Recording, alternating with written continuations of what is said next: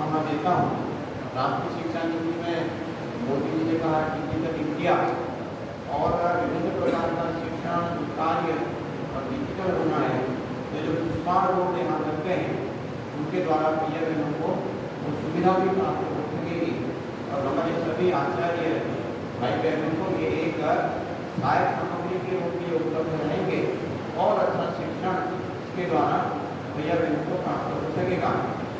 और जैसा कि मेरे साहब ने कहा कि विभिन्न प्रकार के सामाजिक मानवीय विद्यालय में विकास हो रहा है, ऐसे डिजिटल बोर्ड के माध्यम से हमारे भैया बहनों का आज जो शिक्षा का स्तर है उससे भी अच्छा शिक्षा का स्तर होगा।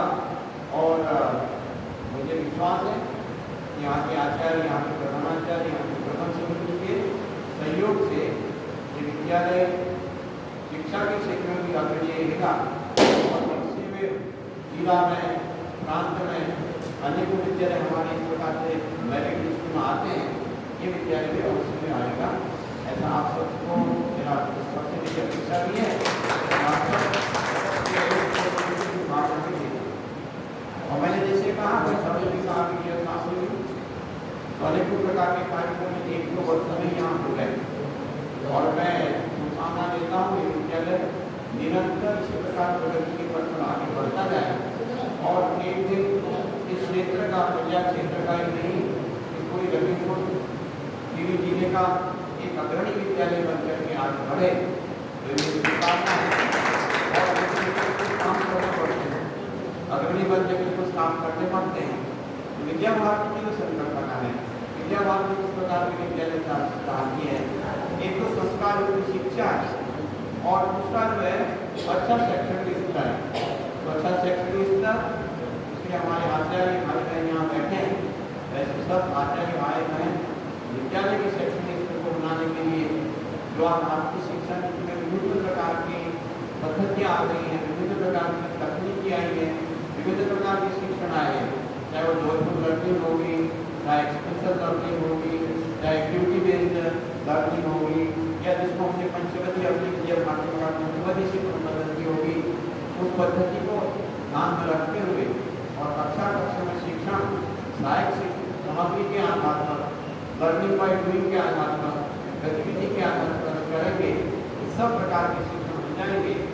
मुझे लगता है कि अभी का प्रारंभ है और अभी से हम अगर संकल्प बनाएंगे तो इस प्रकार का एक अच्छा माहौल, अच्छा वातावरण शिक्षण का यहाँ विद्यालय बनेगा, निश्चित रूप से अच्छा शिक्षण स्तर होगा और फिर उसके साथ साथ अच्छा संस्कार होगा। अब ये जो विद्यालय चला है विद्या भारती आज पूरे देश के अंदर लगभग 13,000 फॉर्मल विद्यालय हैं, औपचारिक शिक्षण संस्थान है पूरे देश के अंदर। और आज देश भर में कोई भी ऐसा प्रांत नहीं है जहाँ विद्या भारती का कार्य नहीं है, सभी प्रांतों अपना कार्य है। तो 13,000 में हमारे औपचारिक विद्यालय चलते हैं, ऐसे जैसे विद्यालय खड़े हमारे छोटे हैं, कुछ बड़े हैं, कुछ भी अच्छे हैं और 12,500 हमारे औपचारिक शिक्षण केंद्र हैं जिनको हम एकल विद्यालय कहते हैं, जिनको हम संस्कार केंद्र कहते हैं। ऐसे जनजाति क्षेत्र, वनवासी क्षेत्र, जिनको हम सामान्य सेवा बस्ती में 12,500 ऐसे हमारे एकल विद्यालय संस्कार केंद्र चलते हैं, जिसको औपचारिक शिक्षण केंद्र कहा जाता है। वैसा कुल मिलाकर के 25,000 के आसपास जो शिक्षण संस्थान है वो विद्या भारती के निर्देशन में चलते हैं पूरे देश के अंदर। और एक ही लक्ष्य है संस्कार युक्त शिक्षा। और हम सब जानते हैं संस्कार युक्त शिक्षा क्यों आवश्यक है। अगर संस्कार बच्चे में है, छात्र में है, युवा में है तो निश्चित रूप से जो हमारी पहले से परिकल्पना है, जो गुरुकुल से हमारे वहाँ हुआ काफी संस्कृति है उस प्रकार की, तो जो अच्छी पढ़ाई करता है उसके साथ साथ अच्छे संस्कार प्राप्त करता है। संस्कार युक्त बालक भगवान राम जैसा हो सकता है, संस्कार युक्त बालक भगवान श्री कृष्ण जैसा हो सकता है, संस्कार युक्त और देशभक्त बालक ये अपने जो है नेताजी सुभाष चंद्र बोस जैसे हो सकते हैं, झांसी की रानी लक्ष्मीबाई जैसी बालिका हो सकती है। तो ऐसे संस्कार युक्त शिक्षा होने पर बालक ऐसा बनता है।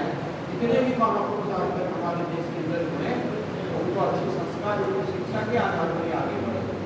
और अगर माना संस्कार नहीं है तो संस्कार नहीं, हम सब जानते हैं, संस्कार संस्कार के लिए व्यक्ति को ऐसे पशु क्यों नहीं कहा गया है। तो रावण बन जाता है, विद्वान था, ताकतवर था, शक्तिशाली था और उनके लंका ही छोड़ने की।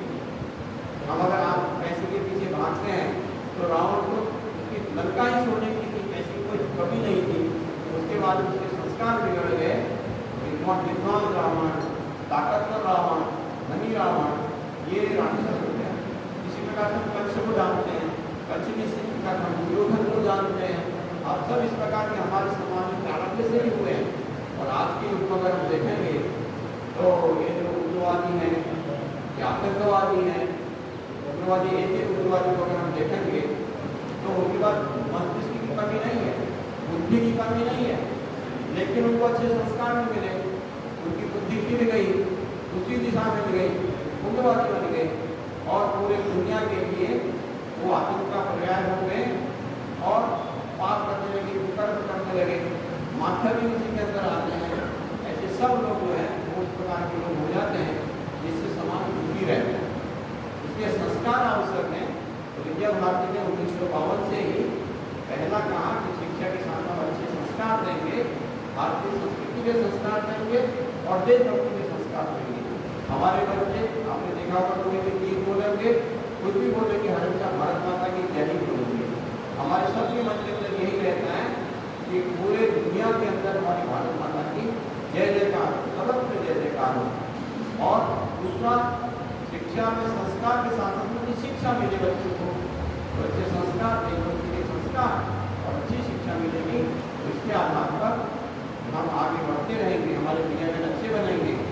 तो मैं अंत में, क्योंकि समय बहुत हो रहा है, मैं यही आग्रह कर रहा हूँ। प्रबंध समिति भी यहाँ बैठी है और पूरी प्रबंध समिति बैठी है, यहाँ आचार्य भी, यहाँ प्रधानाचार्य भी है और शिक्षा के क्षेत्र में जिनको हम यहाँ का मालिक कह सकते हैं, हमारे डीआर साहब भी बैठे हैं। तो आप सबसे मैं यही आग्रह कर रहा हूँ कि इस दिशा में हम संपूर्ण संसाधन ला करके धीरे धीरे बढ़ा करके यहाँ का विद्यालय जो विद्या भारती संकल्पना अच्छी शिक्षा और संस्कार शिक्षा उस दिशा में आगे बढ़ेंगे। इसके लिए मेरे आप सबको बहुत बहुत शुभकामनाएं और ये आगे बढ़ना, इसलिए बधाई भी है। और क्षेत्र के द्वारा तो आर्थिक सहयोग तो कभी होता है, लेकिन जो मानसिक सहयोग है जो इस प्रकार का है, हम तैयार रहेंगे। चुनाव जितने मामले हम देख सकते हैं, उसमें क्षेत्र भी तैयार है। आप सब आगे बढ़ें इसी शुभकामनाओं के साथ में। और अंत में आज दुर्गाष्टमी, तो दुर्गाष्टमी की बधाई, शुभकामनाएं। और कल रामनवमी है और हम सबके भाग्य से कहना चाहिए कि और यहाँ हिंदू समाज के संघर्ष के कारण से, आंदोलन के कारण से भगवान राम 500 वर्ष के पश्चात में वहाँ विराजमान हुए अपनी जन्मभूमि पर। और 22 जनवरी हम सब के लिए बहुत गौरव का दिन था और हम सब लोग उसमें आनंदित हुए थे, अभी भी आनंदित थे। भगवान राम के दर्शन हो रहे हैं लगातार। और कल रामनवमी है, भगवान राम के वहाँ विराजमान होने पर पहला जन्मदिन आएगा, हमें अभी विराजमान हो रहे हैं।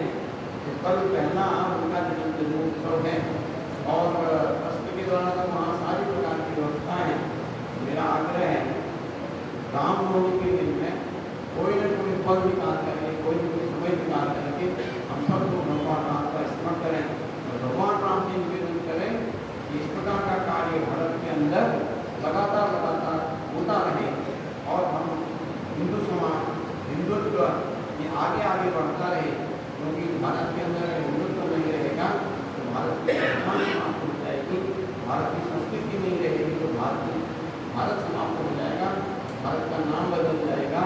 इसलिए आप सबसे इसी प्रकार कहना चाहिए कि रामनवमी को हम उपवास भी करेंगे, कन्या पूजन भी करेंगे। कन्या पूजन हमारी सामाजिक संस्था का प्रतीक है और या देवी बुद्धि रूपेण संस्कृता, मानस रूपेण संस्था इसका प्रतीक है, शक्ति का प्रतीक है कि हमारी जो महिला शक्ति है, हमारी वास्तव में शक्ति है, इसका हम पूजन करते हैं। तो उनका पूजन करके भगवान राम की हमारा भारत आगे ही भारत विकसित भारत को बढ़ता जाए, ऐसा अवश्य आप